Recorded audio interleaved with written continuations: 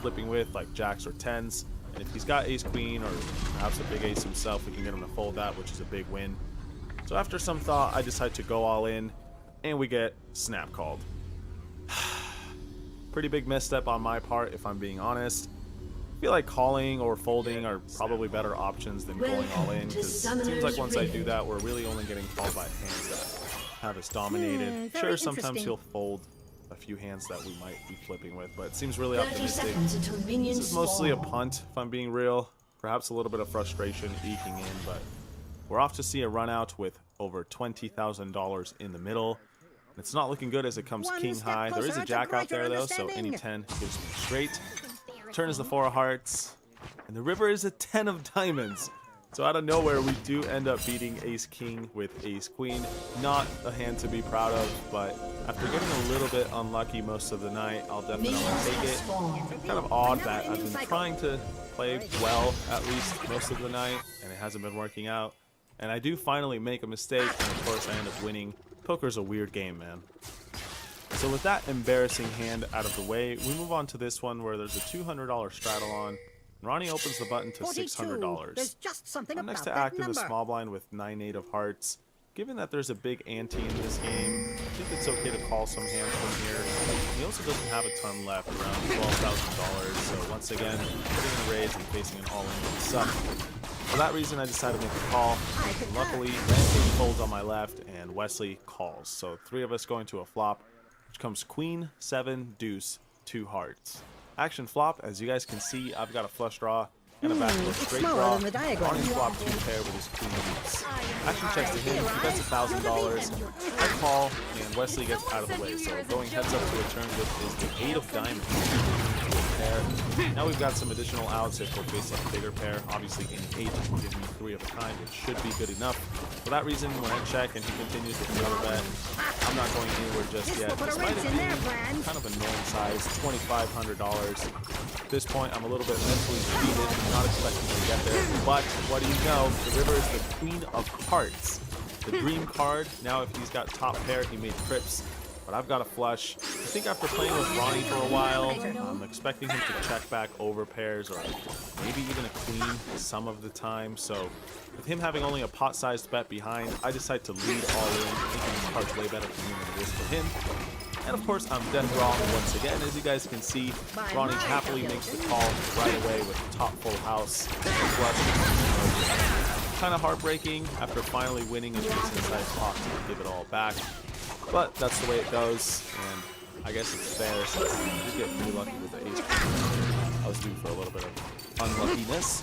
Yet again, we're stuck a bunch, and hoping to turn things around. What better man to turn things around against than Rampage Poker himself? In this hand, there's 2 limpers for $5 before I make it 200 and king 6 suited in late position.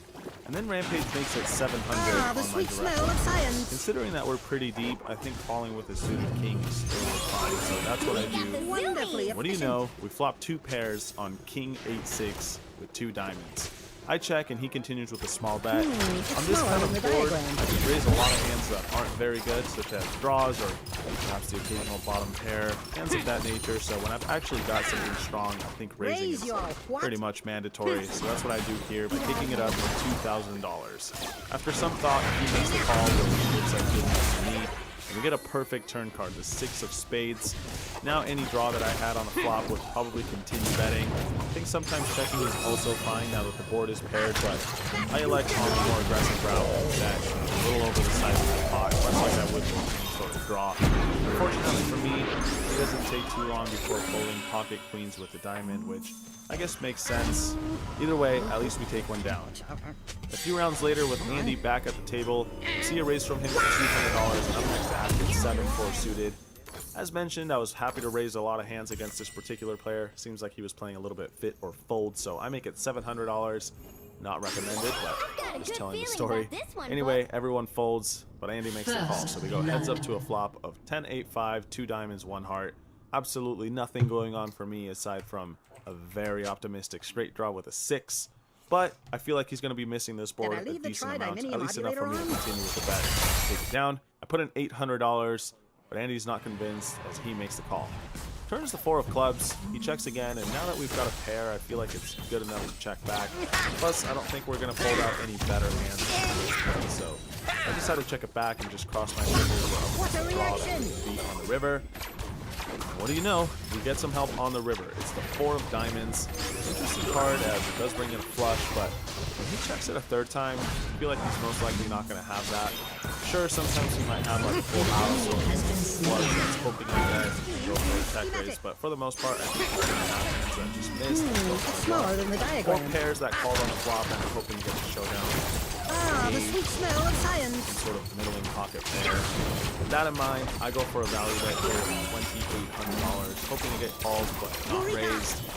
And after a few seconds, it seems like he's not too happy with the situation. At this point, I think it's clear that I've got the best hand. Fingers crossed that he calls. After a minute or so, he decides to call. I turn it over, and we're good. You guys can see we got lucky once again versus this player. Pocket nines, no good. Running 4s are going to take it down. And with that, we move on to Queen 9 once again. The unseated variety this time. There's a $200 straddle on. I raised to $600. Probably a questionable hand, but here we are. And then Mike decides 600 is not enough and kicks it up to 1600 on the button. Pretty small raise, only $1,000 more. Now action's on Nick, who looks like he's got something, and after some contemplation, he elects to call the 1600. Bruce King in the big blind does the same. Action's back on me. $1,000 more to call. What do we do? Well, folding is probably acceptable with such a garbage hand, but at the same time, we're getting such incredible odds that it also seems a bit ridiculous to throw my cards in the muck. Raising again is certainly an option that I considered with so much Smaller than the diagram. but given my table image at this point, I think it looks like Ah, the sweet smell of not really a science. huge fan of that play, so I end up deciding to just call. Not really in love with that option either, but it's just an interesting situation with such a small raise and then the cold callers behind. I did also anticipate that sometimes Nick or Display might be trapping the illusion hand, hoping that I raise again. Not too often, but I don't know, it went through my mind. Anyway, without rambling on too much, I throw in the additional $1,000. 4 of us go to a flop. I'm not really expecting much from this, but what do you know? It's Queen 7 Rainbow. So we get instantly rewarded for playing a very smaller than the questionable diagram. hand. Nick checks, Rusuke checks, I check as well, hoping Mike continues betting with any sort of overpair or whatnot, but he disagrees and checks it back. Turn is the 4 of hearts, checks to me again, and this time I think betting my own hand is the best option, clearly, since no one seems too interested in the pot, but there are some draws and perhaps pot controlling hands we can get some value from, so I throw in $2,500. Mike makes the call, but everyone else folds. So we're going heads up to a river, which is the 8 of hearts. It does bring in a possible backdoor flush, but for the most part, after having played with Mike a couple days, I feel like he's most likely just got an overpair, or perhaps a hand like jacks or tens that it's just pot controlling with 2 queens out there being 4 ways. So I think we can continue to get some value despite the board not being very good for those hands. Don't think going really big here makes a ton of sense, so after some thought, I bet around the third of the size of the pot, $3,500. We get snap called. I'm not feeling too good about it. And of course, Mike turns over the bad news. He's got a 10-high flush. Really unexpected, to be honest. I mean, I did think sometimes he might have a flush, but I didn't think it would be a 10-piece variety. Nice hand, Mike. You're the easy guessing. And with that, ladies and gentlemen, we move to the last hand of the Smaller than the night. diagram. It's the most interesting one. In this hand, Rusuke opens up a straddle to $600. Ah, the sweet smell. Good enough for a re-raise, I think, especially against the biggest stack at the table, so I make it $2,500. When it gets back to him, he decides that's not enough. He kicks it up to $9,000. Quite a big bet, not something I necessarily expected, but what am I going to do? I've got ace-king, as I definitely not hypothesized. folding just yet. Putting in another raise seems a little bit too loose though, so I decided to just call in position, see what happens on the flop. And what happens is we once again flop 3 of a kind, but this time in a much more advantageous situation. It's ace-4 rainbow. Rusuke continues with a small bet. Now it's on me. Now, I know what you're thinking. It would seem ridiculous to raise here, but in spots where almost no one is doing something, I think it's always worth contemplating the other option. people usually get thrown off by unorthodox plays, and after playing with Rusuke for the last few streams, I think this definitely has merit. So for some thought, I decided to raise it up, trying to make it look like I don't have an ace. Make it $6,000. Rusuke thinks it over for a little bit, and makes the call. Turn is not good. It's the 4 of spades. Now we chop with any worse ace, so it could have been a dream situation if he has a hand like his queen or jack, whatever. We're obviously chopping against those hands now. He checks, and now I decide to check it back, hoping my hand looks like queens or something like that, and he might go for some value with a big pocket pair on the river. We get an interesting river. It's the 4 of hearts, so not exactly the best run out for myself, but good news is Rusuke does bet out $3,000, 10% of the pot. Now it's on me. Obviously I'm going to be raising, but the thing is, we're probably not getting called by any worse hand. Really only an ace is probably going to call this one, so really the only hope here is that Rusuke goes for some ridiculous bluff and raises me again, but he does no such thing. After I kick it up to $18,000, right around half pot, he laughs it off and mucks his hand. So there could have been a really good situation on the flop, ends up not really working out, but I'm definitely not complaining after winning my biggest pot of the stream. With that, we get a little bit closer to even, but not all the way.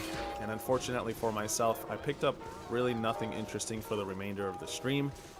So with that said, as always, I hope you guys enjoyed the hands. Aha, 42. I knew it. Now. Alright, so that brings an end to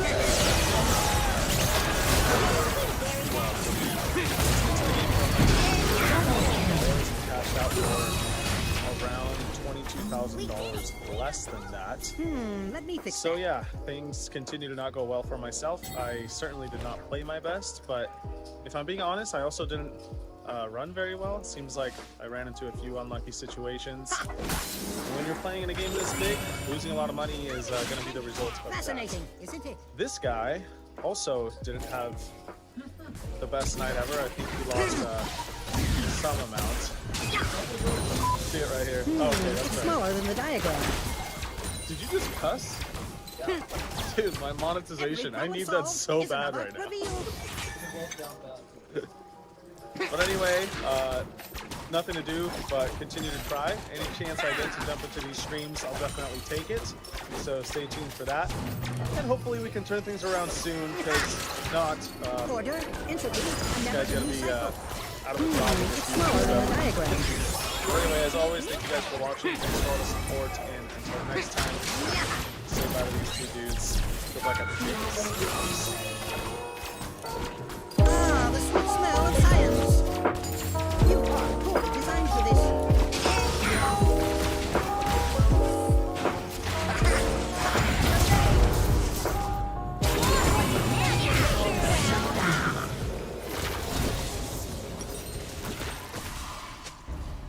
He is unassuming, methodical, experienced. Raise it to 1.6 million. Yet despite his achievements, a deep run at the main event eluded him.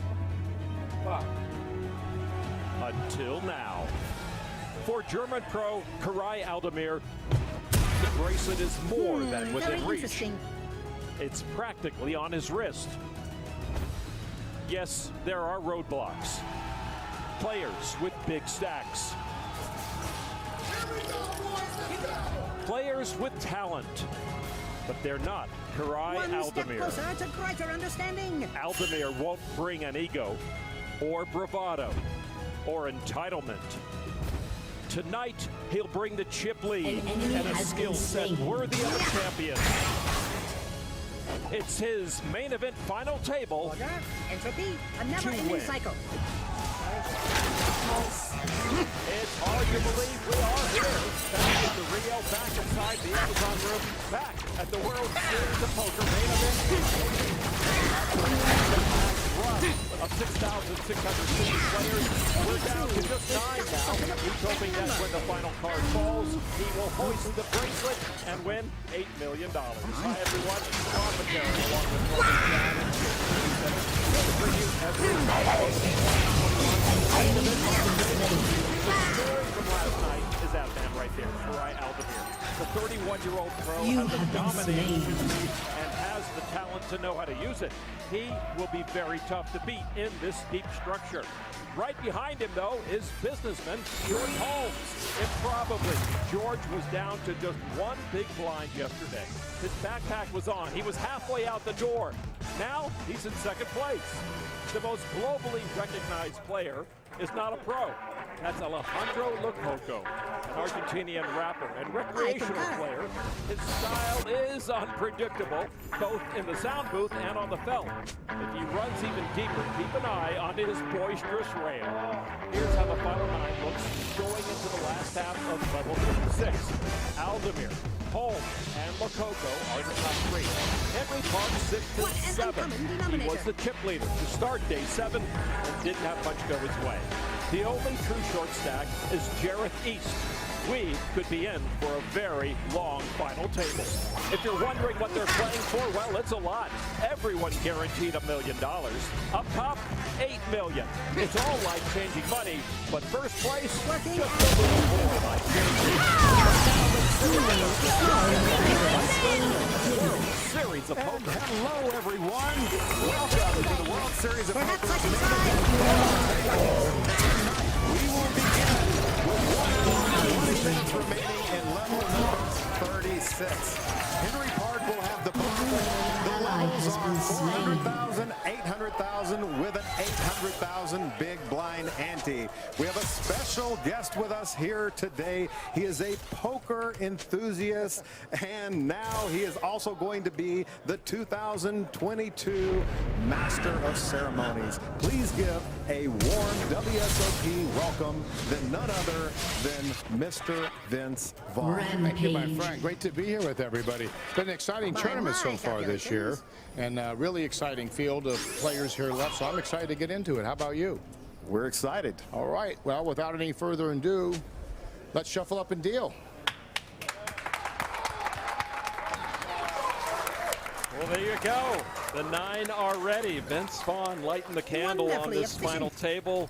And there's nothing better in poker than a night like this, Norman Chad. Yeah, as you mentioned earlier, we're following a lot of stories. Ken Karai, Aldemir go wire to wire at the final table. Ken, a British-born player with the main event for the first the time. sweet smell And of as you mentioned, science. Ken George Holmes goes from weekly home game to world champion. And by the way, he had one big blind left with 25 players left. Amazing. What a story that is, Jamie. Just storybook. Yeah, he was out the door. He did put his bag over his shoulder and stood up, which we know increases your equity by about 10%. No, but I cannot believe how many chips he bagged after being down just one big blind, like the classic chip in a chair. The solve for why tournament summary. We started with 66.50. Oh, wow. Aldemir with more than 30% of the chips in play. $1 million guaranteed to everybody. We'll play tonight out and tomorrow, and we'll find out who the new world champion is tomorrow. Jamie, you know a lot of the top pros. Any insight into what people at this table right now are feeling? Unstoppable. Oh man, I don't know. I mean, I have never been in a I spot put the like this. scheme in 99.9% of poker players never get to be in a spot like this. So even a seasoned pro like Karai Aldemir has to be feeling the pressure of the magnitude of this event.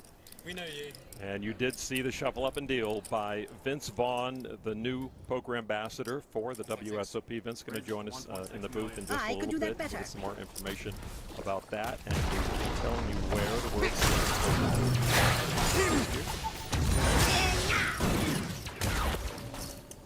So Remedio. raising it up. Smaller than the Super. diagram.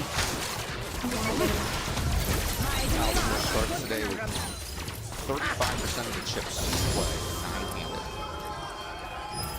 The raise gets 3. I love the return of the rail. It has been too quiet in the Thunderdome, and now a raise and take it gets a massive cheers. Is that amazing? Oh, I'm so good. I'm going pro. Joshua Remedio, Ah, the sweet smell of science. here, Gilbert, Arizona friends, LA poker friends here. California He said it wasn't about the money. It was having his friends here, and being able to be here that really meant the world to An him. enemy has Yeah, well, been after he wins the slain. money, it will be about the money for his friends, that's for sure. Indeed. So yeah, probably some nerves to start out. They've played part of this level. We're going to play about an hour, 20 minutes at this level and take a short break. See Chase Bianchi, one of the great stories. You only have. Man, after having some trouble with parents, he has the suited ace. Chase tweeted this morning that he tweeted that just got a text from my landlord about discussing a rent price after our lease is up. No chance he knows, but funny timing. Oh, well, talk about timing. We've got aces for the youngest player here, Jack Oliver, 26-year-old Ah, the sweet smell of science. Has destroyed a coast.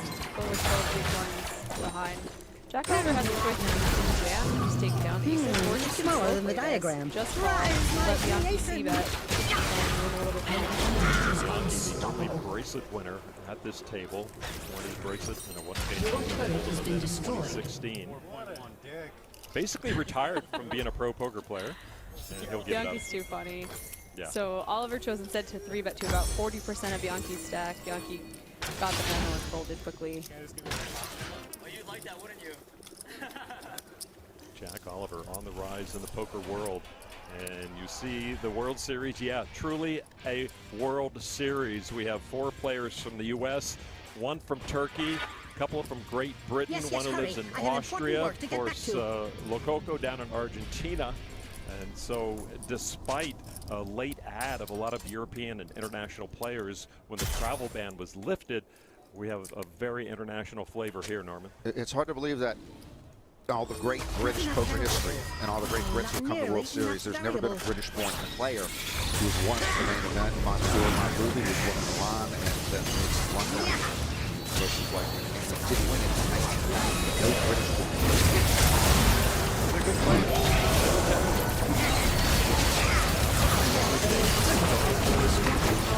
MC.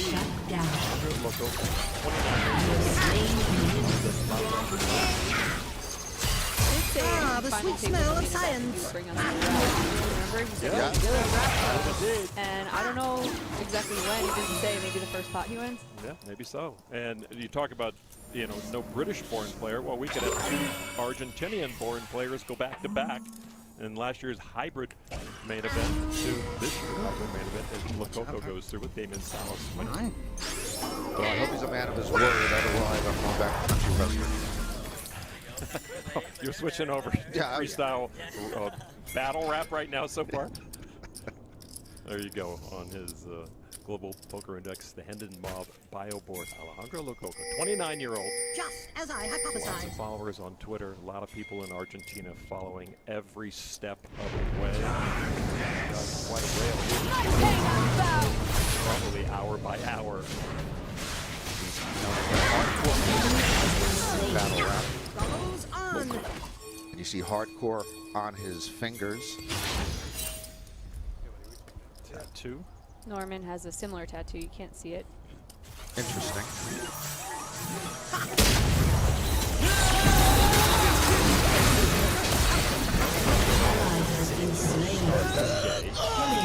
Late after the dinner break last night. Suited cards as well. Poker code right now. Brain over brawn. Well, he's down to 10 big blinds. He's got 1 more. I like a jam here. It prints like this. Smaller than the Doesn't have to worry diagram. about ICM until bottom stack right now. And the pay jumps are small. It's only 100 for pay jumps, going up 9 to 8. $1 million for 9th, 1.1 for 8th, 1.22 for 7th, 1.4 for 6th. Well, small relative increments that we go through. First 8 million. He's dropped out of school, going for his master's to start playing poker. He had a poker flow right off the bat. So playing masters. The cosine of That was U batted. divided by Why couldn't he have met a scientist to, you know, who taught him about climate change?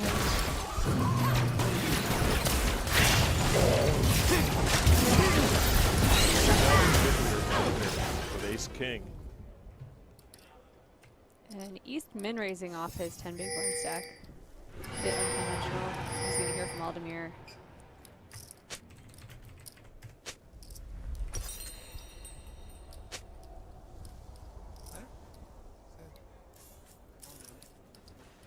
Eventually. Yellow chips worth $1 million each. Little Mardi Gras stack of chips is a $5 million each. Raise it, 3.8. Folds his button. Coming around now. All right, Mr. East, what you gonna do? He's a Mensa member, Lon. And his dad and granddad His IQ of 145 or more. just Back barely to made the it. drawing board. By the way, he photoshopped his face onto a photo of a previous main event winner and says it's been working pretty well. Is that a Mensa mind to do that? Well, which winner though? There's the key. Which winner? I don't know. 42. I knew It's it. a fact. Now. What was the question again? Visualization. Jareth East, a raise and fold, costly indeed. And what a seat he's in with a chip leader on his immediate left. Oh my goodness. Well, thanks to everyone let me here. fix that. Free YouTube preview. Come on. Keep the energy high. Hit the like button. Keep watching this main event final table. Once the preview ends, sign up for PokerGo.com. Use the promo code FINAL1 for $20 off. Ah, the sweet smell of science.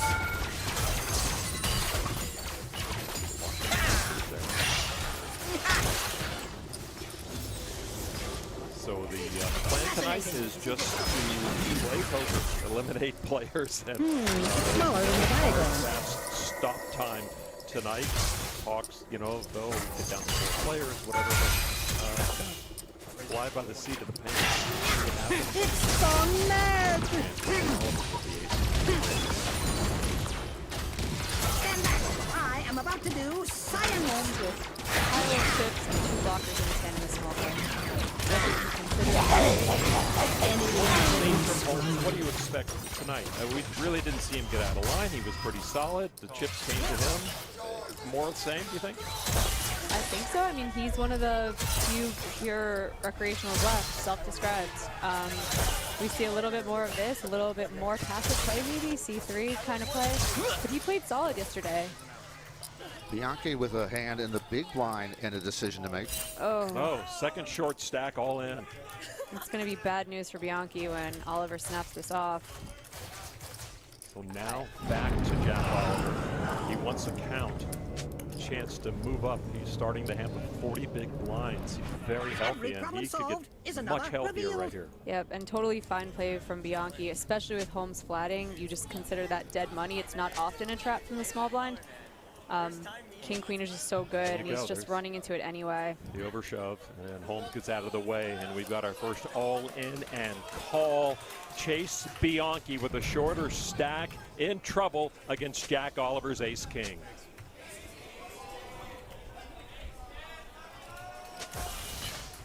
Bianchi, another moneymaker, baby boomer. Started playing in high school with his baseball team. Gets no here in high school. Went pro. Over the last year, he has transitioned into the software world. Looking for a job, looking for help right here. Looking for a queen is what he's doing, and that does not help. So you see his outs, upper left of your screen.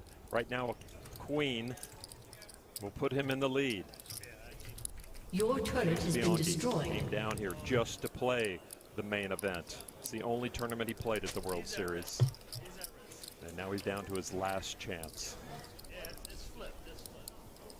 The river card is pink, but it's a jack, and we do have our first knockout. Chase Bianchi out in 9th place for $1 million. Jack Oliver doing the deed with the Ace-King. Order. Chase was the only bracelet winner at this table, and now the final 8 players will be seeking their first World Series of Poker bracelet. And so Oliver, with that knockout, goes up to 44.1 million, 55 big blinds, and the up-and-comer An enemy has Great been Britain slain. gets rid of Chase Bianchi back to Boston Shut with down. a nice payday.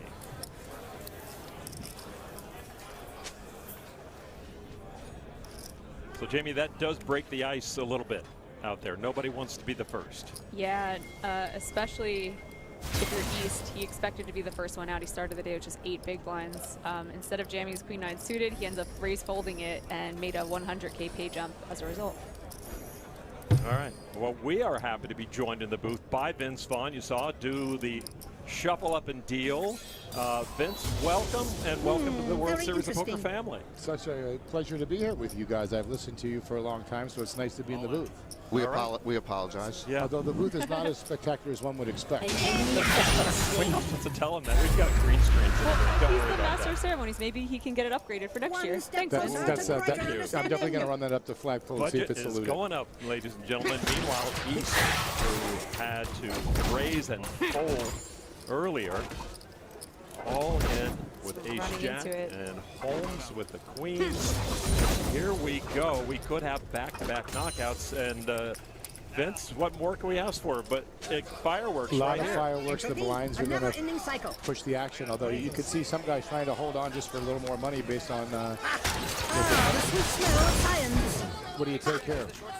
Think the queens hold up? Yeah. Well, the queens We'll are go a for big the favorite. 71%. East, one half of our British entry here at the final table, and he is in trouble. His IQ of 145 plus will not help him in this exact situation. That's exactly right.